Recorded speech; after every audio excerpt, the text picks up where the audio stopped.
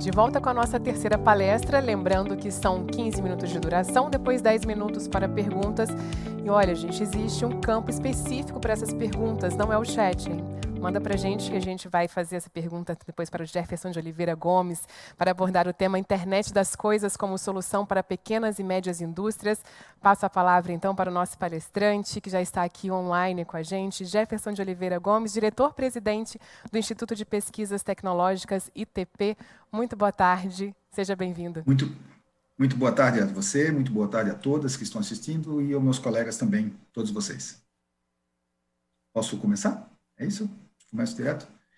Então, tá bom. Bom, pessoal, deixa eu colocar aqui. Antes de tudo, eu preparei uma apresentação aqui para vocês para conversar um pouco sobre uma questão que eu acho um pouco difícil de tratar, porque quando a gente vai tratar de internet das coisas, indústria avançada, pensem bem uma coisa, nós criamos esse artefato composto por várias tecnologias chamadas exponenciais, fundamentalmente para quê? Fundamentalmente para atender um mercado mais volátil, mais incerto, mais complexo, mais ambíguo, que é caracterizado por ter pessoas, muito mais gente, com faixas etárias distintas, com um mercado extremamente variável em função também da globalização, da regionalização, que a gente chama de glocalização, das questões distintas de necessidades de demandas distintas, por exemplo, provocadas por variações relacionadas, por exemplo, a gênero, a poder aquisitivo. Então, quando você tem um mundo complexo, assim, com tanta gente e tantos mercados, tantos nichos de mercados distintos, a gente entra sempre com o conceito de flexibilidade. Flexibilidade, né? O que todas as pessoas buscam nas suas corporações.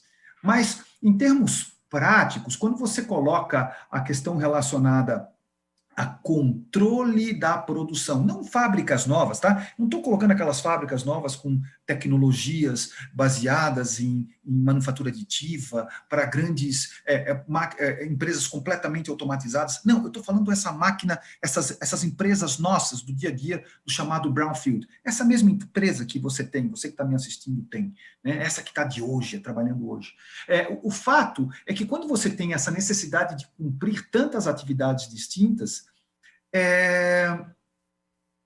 você precisa ter mais controle de produção, ou então tem que ter controle dos processos. Imagina que tu é uma empresa de metal mecânico, e em metal mecânico você vai ter mais produtos distintos naquela mesma máquina, consequentemente, a produção que ocorrerá com processos que estão menos rígidos. Se tudo é menos rígido ou muito flexível, significa dizer que você tem que ter muito monitoramento e controle. As suas máquinas, hoje, elas já são compostas por vários computadores. Mas você sabia, por exemplo, se você é do setor metal mecânico, que quando você está produzindo um determinado produto, somente 13% a 14% do consumo energético daquilo é gasto para fazer aquela peça? O resto são sistemas periféricos.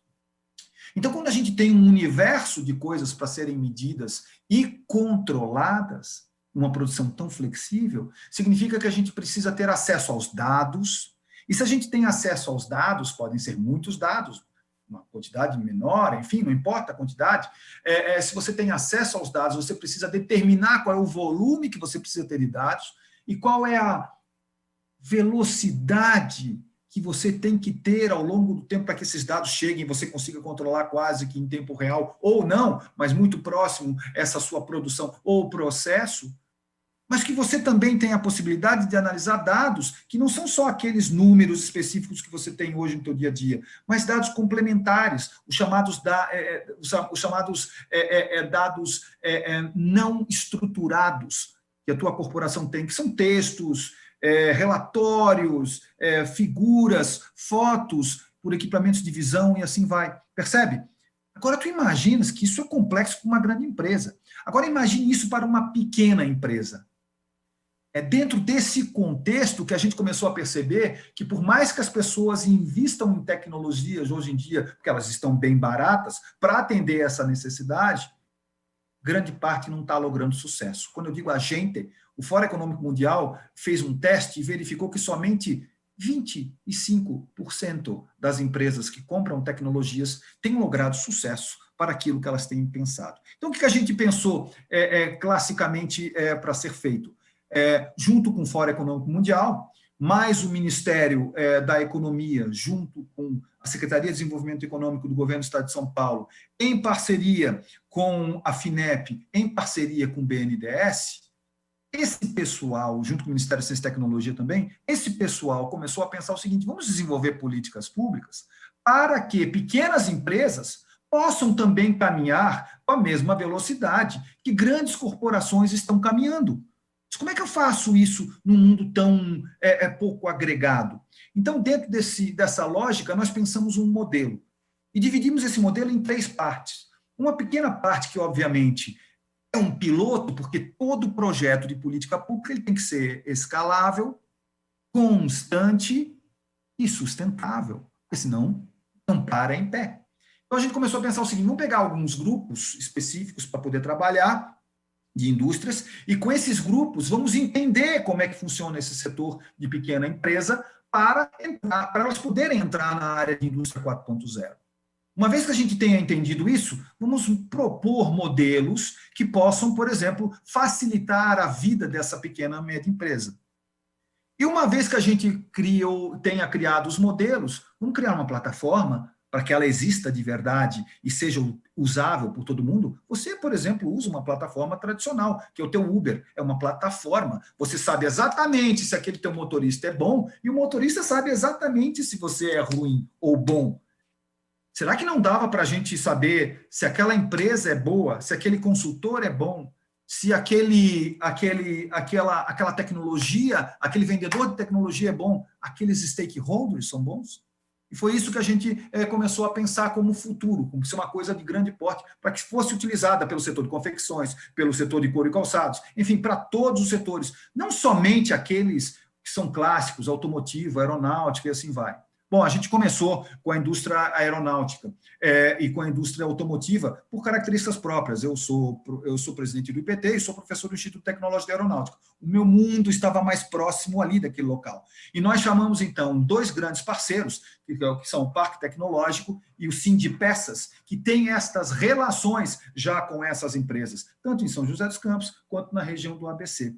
Montamos um projeto piloto que foi apresentado no Fórum de Davos agora, e com uma parceria fantástica com a Deloitte e com o Senai. O Senai tem um dos maiores programas de desenvolvimento de pequenas empresas aqui, de pequenas e médias empresas do país. Começou desde a época do Brasil Mais Produtivo e tem uma larga, inclusive na linha 1, 2 linha 1 do Rota 2030, ele é responsável por fazer trabalhos de análise de maturidades de empresas. E ponto. Começamos a trabalhar com esses agentes para fazer o entendimento dessa rodada. Uma vez feito o entendimento dessa rodada, a gente percebeu que nós temos não só a jornada da pequena e média empresa para cuidar, mas sozinha ela não vai funcionar. Então, a gente tem os chamados vendors, que são os vendedores de soluções de grandes empresas, mas também soluções de uma startup. Será que uma startup não consegue produzir para uma pequena empresa? Será?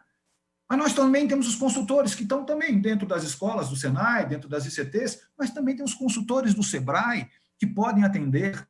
Também os conectores, como o próprio Sebrae, como as ABs, enfim, que podem facilitar essa catálise.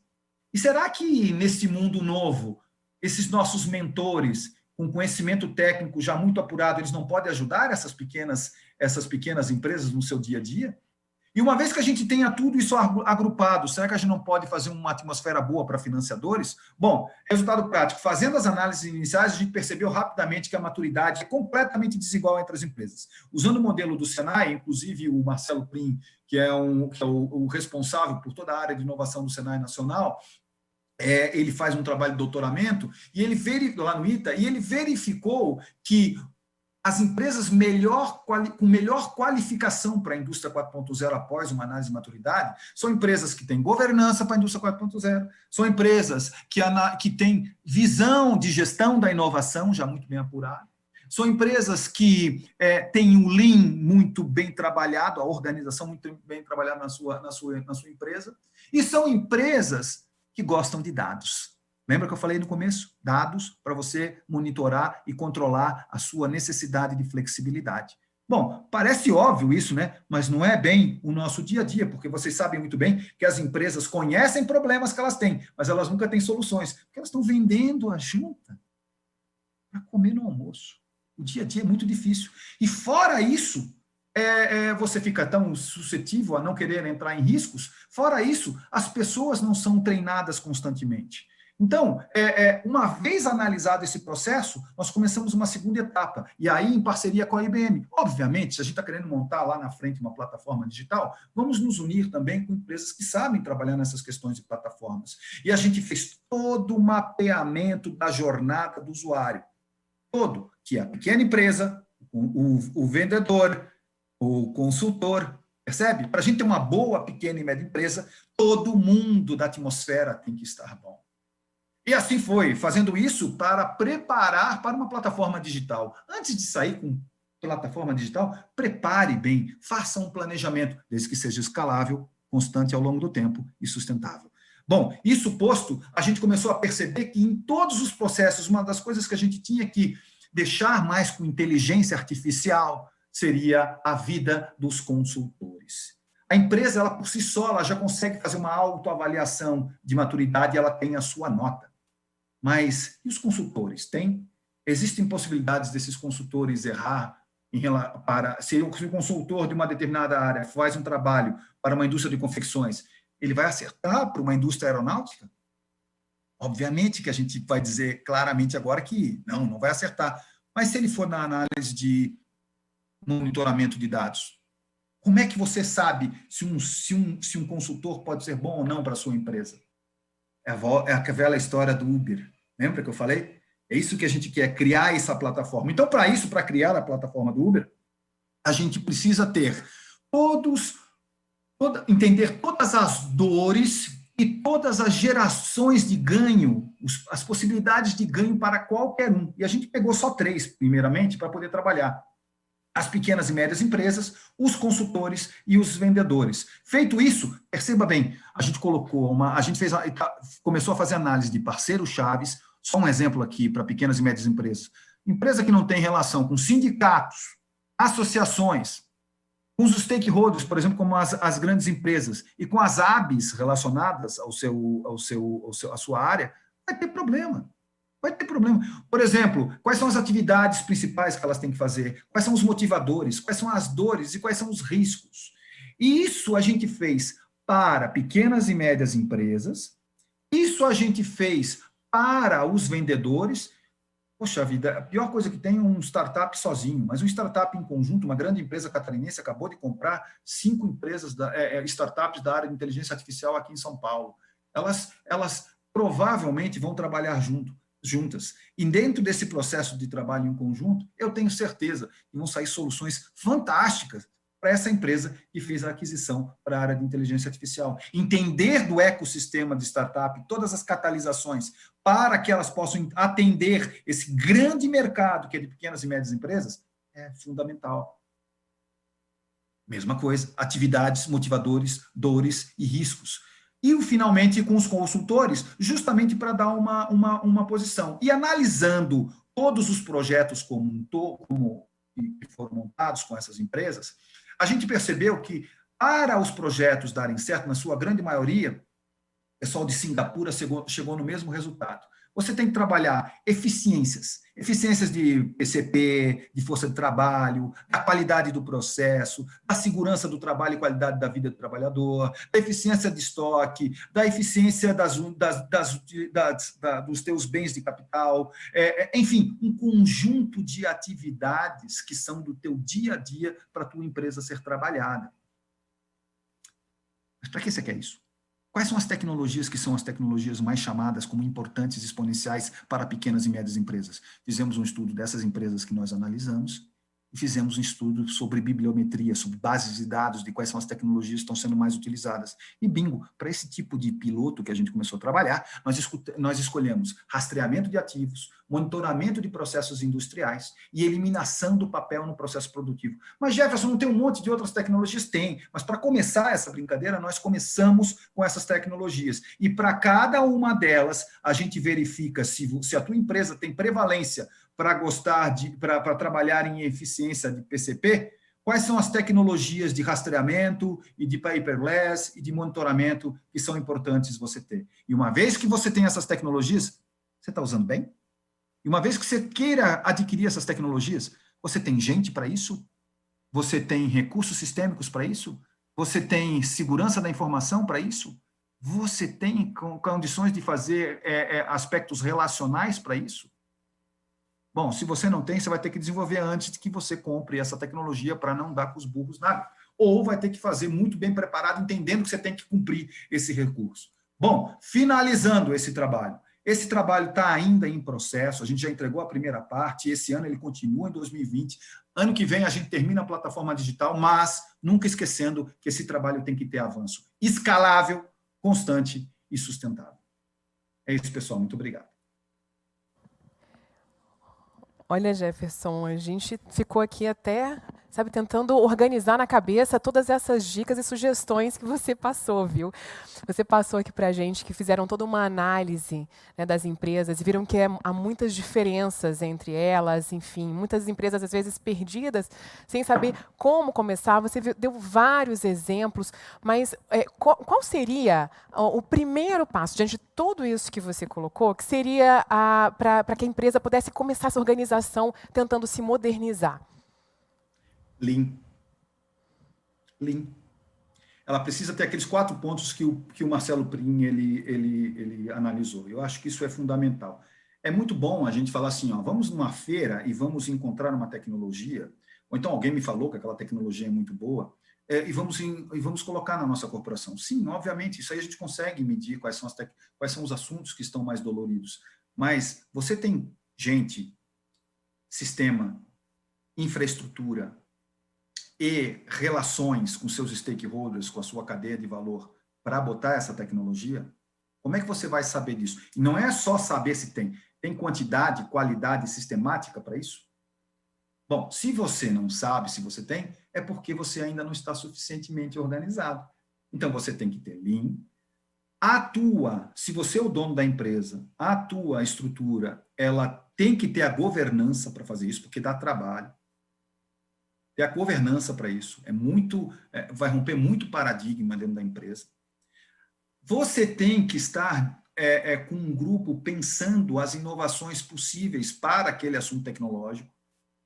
E você tem que, necessariamente, ser uma máquina, tua empresa tem que coletar dados, chamados KPIs, mas para os KPIs existirem, tem sub-KPIs aí que você tem que buscar ao longo do teu dia a dia. Não estou nem falando de inteligência artificial, não. Estou falando de dados, buscar dados do teu dia a dia para a tua empresa. Então, é ser organizado, viu? Esse, pelo jeito, é o maior desafio que as empresas têm encontrado hoje, antes de tecnologia, de digitalização, é organizar. Pensa uma coisa, esta máquina aqui, né? Essa máquina aqui hoje, 700, 800 vezes mais potência computacional do que a nave que pousou na Lua. Esse equipamento que custa $5.000 o quilo. Esse equipamento que, para comprar, vale mais de 60 sacos de soja. Enfim. Você utiliza todas as capacidades desse equipamento? Obviamente, o equipamento é seu, você faz o que quiser com ele. Mas quando você compra um equipamento desse e está dentro da tua fábrica, você usa ele? A essa capacidade de usar esse equipamento dentro do seu conceito total, a gente chama de produtividade. Produtividade é uma função direta da quantidade de conhecimento que você tem para usar certos recursos. Você está estudando para isso?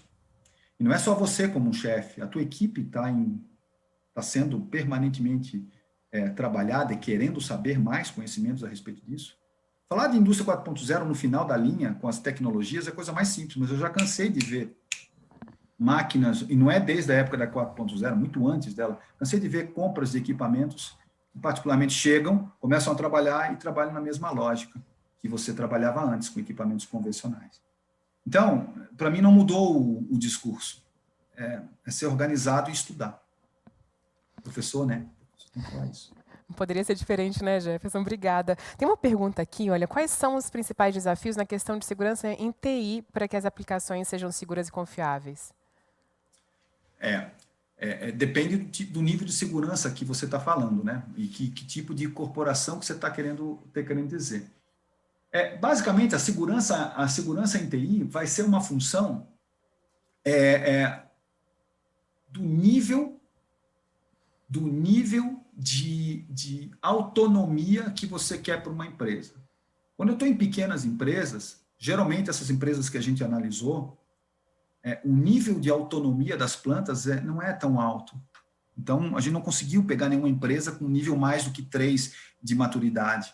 São poucas empresas que estão conectadas em todos os aspectos, inclusive com sistemas supervisórios. Por exemplo, quando eu termino de falar naquela questão relacionada aos dados, eu tenho os dados não estruturados e começo a saber o que eu vou fazer com isso, eu começo a aplicar algoritmos, ou male, vou desenvolver algum ou outro, mas posso usar tecnologia de dados para aplicar certos algoritmos, por exemplo, para que eles façam os equipamentos aprenderem a medir com equipamentos de visão.